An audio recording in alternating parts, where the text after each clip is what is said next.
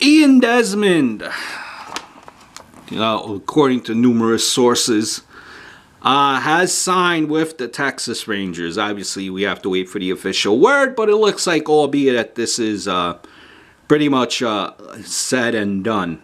It makes the Rangers better. It's not a bad deal. Rumor is that DESMOND could be, he's kind of like a super utility guy. Most likely will be starting in left field there. Work his way around.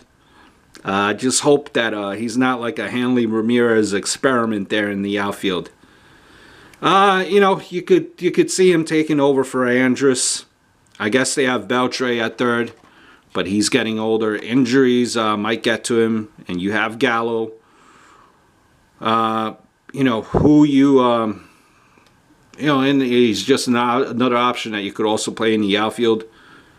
I'm not sure that DESMOND was worth the draft pick. I don't know how good this really makes Texas at the end of the day. He makes them better, but giving him at-bats from Andrus and Gallo doesn't, make a huge impact. And they had to give away their draft pick. If Beltre or Andrus get hurt, he could fill in at their position. Guess it's a good move by him. He's guaranteed at-bats based on what he had to choose from now. But I'm sure he regrets not signing that 7-year, $107 million deal in 2013, was it, I believe, with Washington. I look at him, and he still should be in the prime. But his average has dropped dramatically the last 2 seasons, down to 230 last year, horrible year, and his strikeouts have gone up.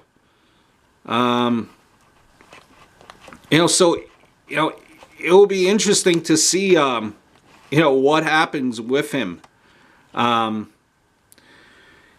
far as the Texas Rangers altogether, Colby, he won 17. Colby Lewis won 17 games for you last year. You really don't care about the ERA if you're winning ball games.